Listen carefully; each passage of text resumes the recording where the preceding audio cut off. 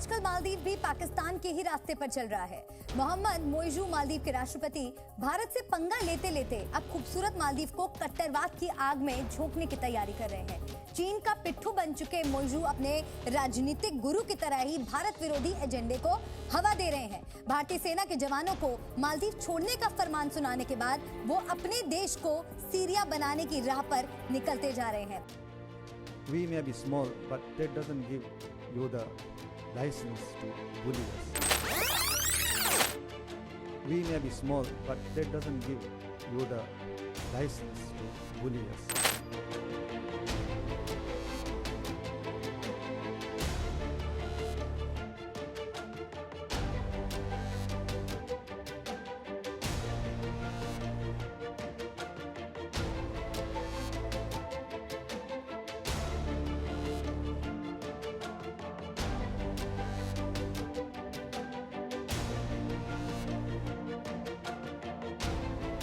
नमस्कार दोस्तों, कैसे हैं आप सब।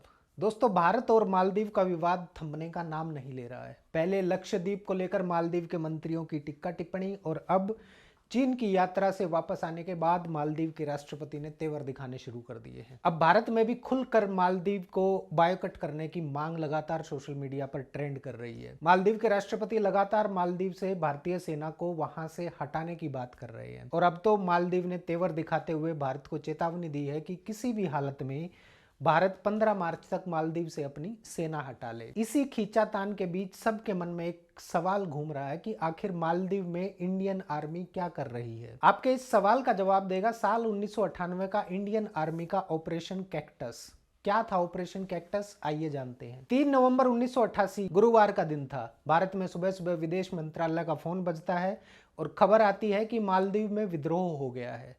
लड़ाके जगह जगह बंदूक लिए घूम रहे हैं और इन हालातों से निपटने के बजाय मालदीव के राष्ट्रपति मामून अब्दुल गयूम कहीं छिप गए थे। दरअसल 3 नवंबर को ही मयूम को भारत दौरे पर आना था, लेकिन तत्कालीन प्रधानमंत्री राजीव गांधी के किसी कार्यक्रम के चलते इसे टाल दिया गया था और उधर मालदीव में विद्रोही इसी इंतजार में थे कि कब मयूम भारत जाए और वो तख्ता पलट कर दे वहां पर, और इसके लिए उन्होंने सारे इंतजाम पहले से ही कर लिए थे। उग्रवादी संगठन peoples liberation organization of Tamil Eelam के हथियारबंद उग्रवादी श्रीलंका से मालदीव पहुंच गए थे। जब गयूम का भारत आना टल गया, बावजूद उसके विद्रोहियों ने तय किया कि अब तो वो अपनी साजिश को अंजाम देकर रहेंगे। अब मालदीव में विद्रोह की खबर मिलते ही सर्विस ऑफिसर रोनेन सेन ने फौरन पीएमओ में भारत के तत्कालीन chief of army staff general VN Sharma के आर्मी हाउस में फोन किया और उन्हें पूरे मामले की जानकारी दी गई। सेन ने बताया कि मालदीव में लड़ाकों ने कई मंत्रियों को अगवा कर लिया है और वहां के टूरिज्म मंत्री ने सैटेलाइट फोन के जरिए मदद मांगी है। सेन ने पूछा कि क्या आर्मी इस मामले में मदद कर सकती है। इस बात पर जनरल VN शर्मा ने कहा कि हम तुरंत इसके लिए काम शुरू कर रहे हैं, आप उस सैटेलाइट फोन के पास ही रहिएगा। हम इस मामले को लेकर ऑपरेशन रूम में प्रधानमंत्री से चर्चा करना चाहते हैं। और इसी के साथ शुरुआत हुई थी ऑपरेशन कैक्टस की। श्रीलंका से मालदीव पहुंचे करीब 100 उग्रवादी पर्यटकों के भेष में मालदीव पहुंचे थे। असल में गयूम का तख्ता पलट करने की पूरी साजिश श्रीलंका में कारोबार करने वाले मालदीव के अब्दुल्लाह लुथुफी ने रची थी और हालात ये हो गए थे कि उग्रवादियों ने मालदीव के एयरपोर्ट, बंदरगाह और सभी सरकारी भवनों पर कब्जा कर लिया था। मालदीव पहुंचे उन हथियारबंद उग्रवादियों ने मालदीव की राजधानी माले की सरकारी इमारतों को भी कब्जे में ले लिया था। सरकारी भवन, एयरपोर्ट, बंदरगाह और टेलीविजन स्टेशन सब उग्रवादियों के कंट्रोल में चले गए थे। उग्रवादी जल्दी से जल्दी तत्काल राष्ट्रपति गयूम तक पहुंचना चाहते थे, लेकिन इसी बीच गयूम ने भारत समेत कई देशों को इमरजेंसी मैसेज भेज दिए थे। भारत में भी कई चैनल्स के जरिए मदद के लिए संदेश भेजे गए थे। अब जहां पाकिस्तान, श्रीलंका और सिंगापुर जैसे देशों ने मदद करने से इनकार कर दिया था, वहीं अमेरिका और ब्रिटेन के लिए इतने कम समय में सहायता पहुंचाना बेहद मुश्किल था।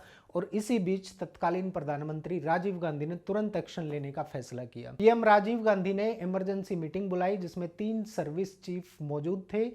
3 नवंबर को दोपहर तक राजनीतिक मामलों के लिए बनी कैबिनेट कमेटी ने गयूम के लिए सैन्य मदद की इजाजत दे दी। उसके बाद आगरा में मौजूद पैरा ब्रिगेड को तुरंत यह मैसेज पहुंचाया गया। आपकी जानकारी के लिए बता दूं कि जब तक पैरा ब्रिगेड ने मालदीव में ऑपरेशन की प्लानिंग की, तब तक भारतीय नौसेना के एयरक्राफ्ट मालदीव के ऊपर निगरानी का काम शुरू कर चुके थे और एयरक्राफ्ट्स ने वहां से एयर स्ट्रिप की तस्वीर भेजना शुरू कर दिया था। ऑपरेशन 3 नवंबर की रात को शुरू हुआ था, जिसके तहत भारतीय वायुसेना के इल्यूशन IL-76 विमान ने पैराशूट रेजिमेंट की 6वीं बटालियन और 17वीं पैराशूट फील्ड रेजिमेंट सहित 50वीं इंडिपेंडेंट पैराशूट ब्रिगेड की टुकड़ियों को आगरा वायुसेना स्टेशन से एयरलिफ्ट किया गया। वायुसेना के जवान बिना रुके 2000 किलोमीटर से ज्यादा की दूरी तय करते हुए मालदीव की इमरजेंसी कॉल के 9 घंटे के अंदर ही मालदीव की राजधानी माले के इंटरनेशनल एयरपोर्ट पर उतरे।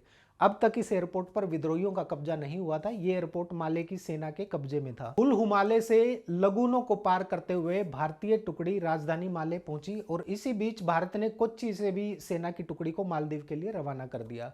माले पर भारतीय वायुसेना के मिराज विमान उड़ान भर रहे थे। भारतीय सेना की मौजूदगी ने उग्रवादियों को हैरानी में डाल दिया था, क्योंकि ऐसा पहली बार हुआ था जब भारतीय वायुसेना किसी दूसरे देश में ऑपरेशन को अंजाम दे रही थी। भारतीय सेना ने माले के एयरपोर्ट को कब्जे में लेना शुरू किया और सबसे पहले राष्ट्रपति गयूम को सुरक्षित किया। भारतीय नौसेना के युद्ध पोत गोदावरी और बेतवा भी हरकत में आ गए और उन्होंने माले और श्रीलंका के बीच उग्रवादियों की सप्लाई लाइन काट दी। उधर भारतीय नौसेना भी माले में एक्टिव हो चुकी थी और उग्रवादियों को खदेड़ना शुरू कर दिया था। भारतीय सेना को देखकर श्रीलंका से आए ये उग्रवादी डर गए और वापस भागने लगे। उग्रवादियों ने एक जहाज अगवा कर लिया, जिसको अमेरिकी नौसेना ने इंटरसेप्ट किया था और इसकी जानकारी भारतीय नौसेना को भी दे दी गई थी। गोदावरी से एक हेलीकॉप्टर ने उड़ान भरी और उसने अगवा जहाज पर भारत के मरीन कमांडोज उतार दिए। कमांडोज की कार्रवाई में 19 लोग मारे गए थे, जिसमें ज्यादातर उग्रवादी थे। हालांकि इस कार्रवाई के दौरान 2 बंधकों की भी जान चली गई थी। इसके बाद 68 श्रीलंकाई लड़ाकों और 7 मालदीवियों को गिरफ्तार कर लिया गया। उनसे पूछताछ की गई और मालदीव में उन पर मुकदमा चलाया गया और लुथुफी सहित 4 को मौत की सजा दी गई थी, जिसे बाद में प्रधानमंत्री राजीव गांधी के कहने पर बदल दिया गया था। दोस्तों, इस पूरे ऑपरेशन की अगुवाई पैराशूट ब्रिगेड के ब्रिगेडियर फारूक बुलसारा कर रहे थे और यह पूरा अभियान 2 दिन में खत्म कर दिया गया था। इंडियन आर्मी की बदौलत गयूम के तख्ता पलट की कोशिश नाकाम हो गई और यूएन, अमेरिका और ब्रिटेन समेत कई देशों ने भारतीय सेना की कार्रवाई की तारीफ की। हालांकि श्रीलंका ने इसका कड़ा विरोध किया था। दोस्तों, फिलहाल के बयान और मालदीव का स्टैंड ये साफ बताता है कि मालदीव अब चीन की गोद में बैठकर खेल रहा है। मालदीव शायद भूल गया है कि भारत के उस पर कितने एहसान हैं। मालदीव शायद ऑपरेशन कैक्टस का एहसान भूल गया है। अगर भारत उस समय सहायता नहीं करता तो शायद मालदीव पर किसी और का कब्जा होता। ऑस्ट्रेलियन नेशनल यूनिवर्सिटी के विजिटिंग फेलो डेविड ब्रूस्टर ने India's oceans the story of India's bid for regional leadership में लिखा है कि इस ऑपरेशन के लिए भारत को अंतरराष्ट्रीय प्रशंसा मिली थी। एक वेबसाइट पर प्रकाशित पुस्तक के अंश में कहा गया है कि राष्ट्रपति रीगन ने इस मामले में भारत की निर्णायक कार्रवाई की सराहना की थी। दोस्तों, मालदीव शायद भूल गया है कि जब मालदीव ने नवंबर 2004 में दिल्ली में एक पूर्ण उच्चायोग खोला, जो उस वक्त दुनिया भर में केवल 4 राजनयिक मिशनों में से एक था और भारत मालदीव के राष्ट्रीय रक्षा बल MNDF के लिए कड़ी संख्या में ट्रेनिंग के अवसर प्रदान करता है। भारत ने MNDF को हवाई सेवाएं भी प्रदान की हैं। मालदीव को भारत कई बड़े आर्थिक अनुदान दे चुका है। कोरोना के वक्त जब दुनिया महामारी से जूझ रही थी, तब 1 लाख से अधिक वैक्सीन की खुराक मालदीव पहुंचाई गई थी। मालदीव पर जब जल संकट आया, तब भारत ने मदद पहुंचाई। मालदीव की अर्थव्यवस्था का अहम हिस्सा पर्यटन है और भारत से रिकॉर्ड संख्या में टूरिस्ट मालदीव जाते हैं। शायद ये बातें मालदीव भूल रहा है।